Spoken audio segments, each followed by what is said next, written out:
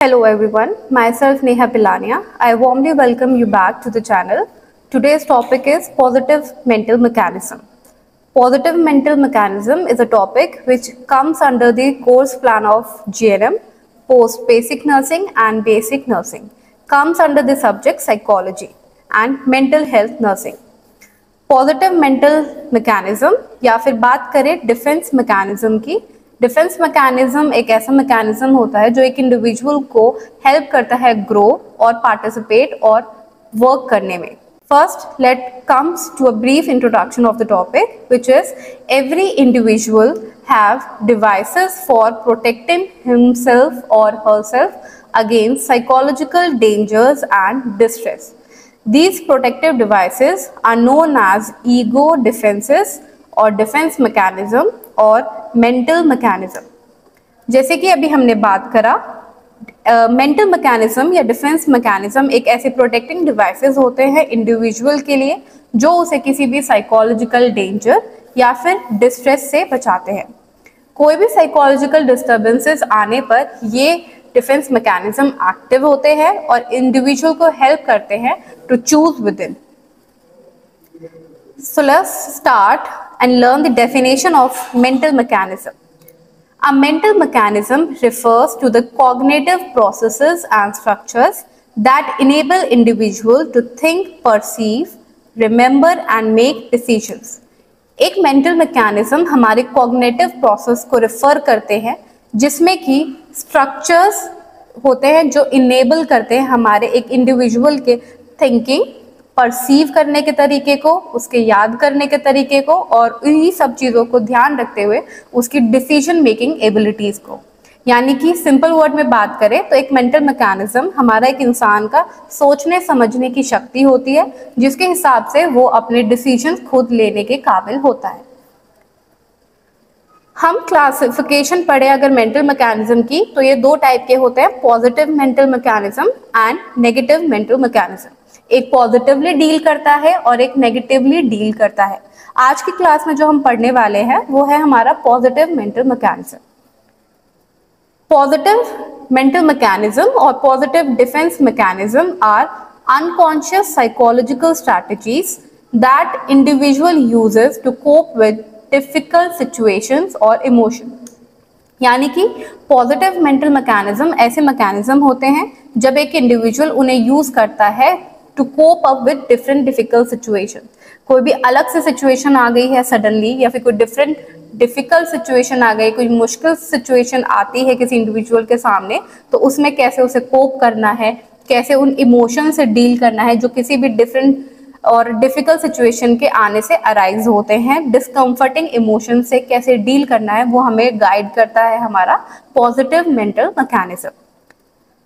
बात करें types of positive mental mechanism की तो इसमें आते हैं हमारे compensation, substitutional, rationalisation, repression, undoing, identification, transference, intellectualisation, sublimation and इंट्रोजेक्शन।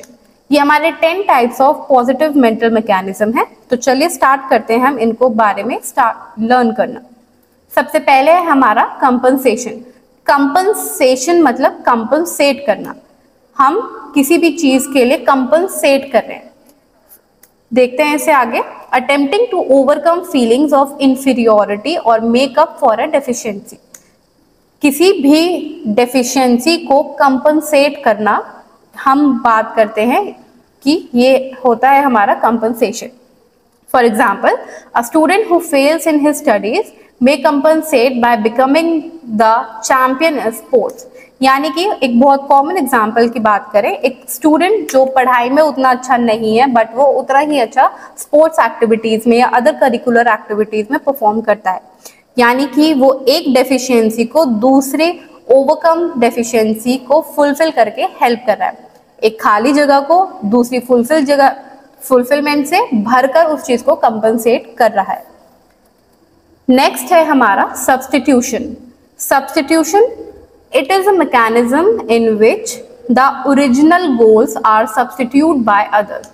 बहुत कॉमन सा टर्म है सब्स्टिट्यूशन, यानी सब्स्टिट्यूट करना, अपनी जगह किसी को रिप्लेस करना। या अपने गोल्स की जगह किसी दूसरी चीज से रिप्लेस करना। For example, a student who has not been accepted for admission in a medical college may satisfy himself or herself by taking admission into any medical courses। यानी कि सब्स्टिट्यूट करना, अपने गोल्स को, अपने डिजायर्स को substitute कर देना, एक जगह से हटाकर दूसरी जगह शिफ्ट कर देना या उन्हें सब्स्टिट्यूट करके रिप्लेस करा। फॉर एग्जाम्पल, एक स्टूडेंट है जिसने मेडिकल कॉलेज के लिए एंट्रेंस एग्जाम दिया और बाय फॉल्ट वो एग्जाम में क्लियर नहीं हो पाता है, तो वो क्या सब्स्टिट्यूट कर लेगा, अपने मेडिकल सीट को अपनी नर्सिंग सीट से या कोई और अदर मेडिकल कोर्स की सीट से रिप्लेस कर सकता है। यानी अपने उसका जो गोल, प्राइमरी गोल होगा मेडिकल लाइन में जाने का, उसका गोल वही रहेगा, बट उसकी कैटेगरीज चेंज हो जाएंगी। इसे बोलते हैं हम हमारा substitution. Next is rationalization. In this, individual justifies his or her failure, socially acceptable behavior by giving socially approved reason। यानी कि रेशनलाइजेशन एक ऐसा प्रोसेस है जिसमें कि एक इंडिविजुअल अपने अनएक्सेप्टेबल बिहेवियर को या फिर अपने फेलियर को सोशली अप्रूव्ड रीजंस पर टाल देता है। यानी कि वो अपने फेलियर का रीजन ऐसी चीजों को ठहराता है जो कि सोशली एक्सेप्टेबल होती हैं, यानी हमारे सोशल एनवायरनमेंट से डील करती हैं।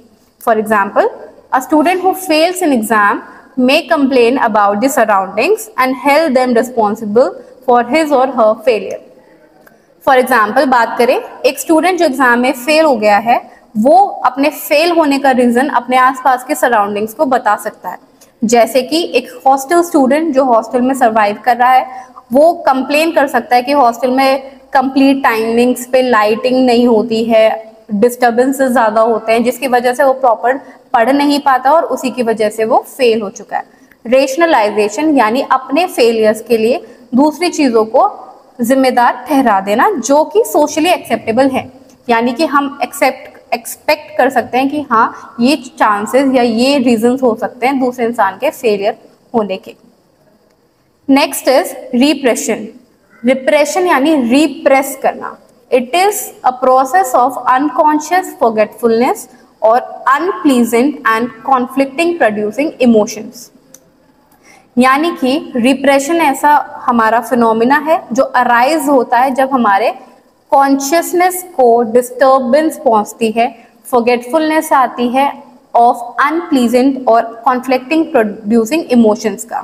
For example, an adult might struggle to trust others due to depressed childhood trauma. यानी कि एक ऐसा छोटा बच्चा जिसके चाइल्डहुड टाइम में, उसके इन्फेंसी पीरियड और चाइल्डहुड पीरियड में उसको बहुत सारे मिसट्रस्ट इश्यूज रहे होंगे, जिसकी वजह से वो काफ़ी डिप्रेस्ड हुआ है और in future on his adult period वो किसी दूसरे इंसान पे उतनी जल्दी ट्रस्ट नहीं कर सकता। क्यों? क्योंकि उसके पास्ट में ऐसा ट्रॉमेटिक इवेंट उसके साथ हुआ है जिसने उसके प्रेजेंट और फ्यूचर को डिस्टर्ब किया है इमोशनली, कि वो किसी और पर आसानी से यकीन नहीं कर सकता है। Moving to next is undoing. Undoing is trying to take back और make up for hurtful behaviour, thought और इम्पल्सेस। अनडूइंग एक ऐसा एक्ट है जिसमें हम सोचते हैं कि जो हमने चीज़ें कर दी हैं, काश हम उस चीज़ों को वापस कर सकें। अनडूइंग, जो चीज़ कर दी है उसे वापस से नॉन परफॉर्मिंग चीज़ पर लेकर जाना। कब? जब हमने किसी को हर्ट किया हो और उस हर्ट का अब हमें गिल्ट हो रहा हो। For example, you hurt someone for your lesson, the guilt by being unusually kind और helpful. You hurt someone for your lesson, the guilt by being unusually kind or helpful। यानी कि आप किसी के लिए बहुत ज़्यादा हेल्पफुल, बहुत काइंड थे, बट उसने आपको बहुत ज़्यादा हर्ट किया, तो अब आप सोचेंगे कि काश मैं इसके लिए इतना अच्छा या इतनी अच्छी नहीं होती। Next is identification.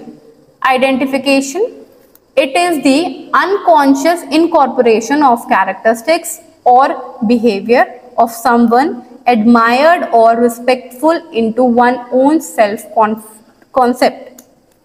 आइडेंटिफिकेशन यानी आइडेंटिफाई करना।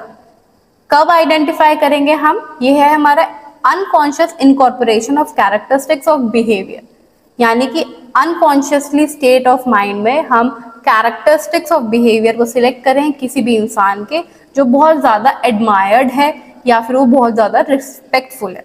यानी कि बात कर एग्जाम्पल से, a child may adopt their parents values and beliefs as their own, shaping their own moral compass. यानी कि एक बच्चा जो अपने फैमिली से मॉरल वैल्यूज बिलीव्स गेन करता है उसे वो अपने कैरेक्टरिस्टिक्स में ढालने की कोशिश करता है, जिससे कि कल को वो अपना खुद का एक कैरेक्टरिस्टिक ऐसे बिल्डअप कर सके। Next is transference. It is a curve when a person redirects their feeling from previous relationships onto their current relationship. Transference यानी ट्रांसफर करना। Transference is a curve।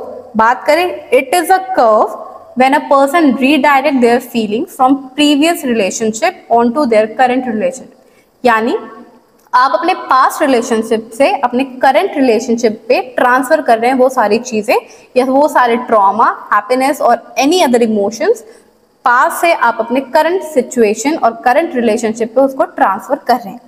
For example, when you observe characteristics of your father in your boss, you attribute fatherly feelings to that person.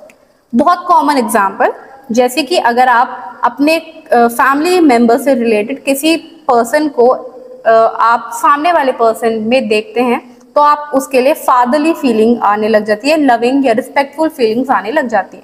आप उस सामने वाले individual में अपने close one को admire करते हैं, आप कहीं ना कहीं अपने क्लोज वन को उस चीज में ढूंढने की कोशिश करते हैं। Next is intellectualisation, focusing of attention on technical और logical aspect of a threatening situation. Intellectualisation मतलब हमारा इंटेलेक्चुअल पार्ट ऑफ ब्रेन, यानी इंटेलिजेंस लेवल हमारा, हम इसमें क्या करते हैं कि हम फोकस करते हैं किसी भी सिचुएशन के टेक्निकल और लॉजिकल एस्पेक्ट पे, यानी हम किसी भी सिचुएशन के टेक्निकल पार्ट पे ज़्यादा ध्यान देते हैं। For example, a mother describe the detail of a staff nurse unsuccessful attempts to prevent the death of her sun.